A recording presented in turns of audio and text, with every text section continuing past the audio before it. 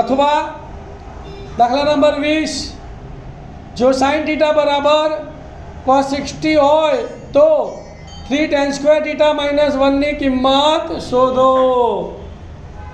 તો જુઓ ભાઈ બહુ સહેલો દાખલો છે। અહીંયા તમને sin થીટા બરાબર cos 60 ની શરત આપેલી છે તો પહેલા તમારે થીટા શોધવાનો। શું શોધવાનો?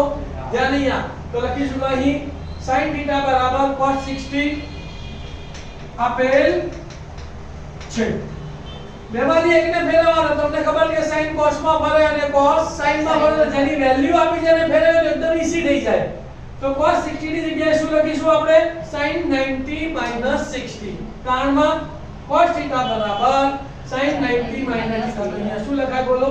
માટે sin થીટા બરાબર sin 90 60 90 માંથી 60 ગયા તો 30 તો માટે sin થીટા બરાબર sin 30 બંને sin છે। અહીંયા થીટા એટલે અહીંયા 30 છે તો થીટા બની ગયો 30 બસ। તો હવે 3 tan સ્ક્વેર થીટા માઈનસ 1 બરાબર થીટા ની જગ્યાએ કેટલા મૂકવાના? 30 તો 3 tan સ્ક્વેર 30 માઈનસ 1 3 ના 3 tan 30 નું મૂલ્ય 1/√3 પણ અહીંયા tan સ્ક્વેર છે તો 1/√3 નો વર્ગ કરવો પડે। તો માટે 3 into 1/√3 નો વર્ગ માઈનસ 1 3 ના 3 1 નો વર્ગ 1 √3 નો વર્ગ 3 માઈનસ 1 ના માઈનસ 1 3 ઉડી ગયા તો શું વધ્યું? 1 ઓછા 1 1 માંથી 1 ગયો તો 0 તો માટે જવાબ શું લખશો બોલો?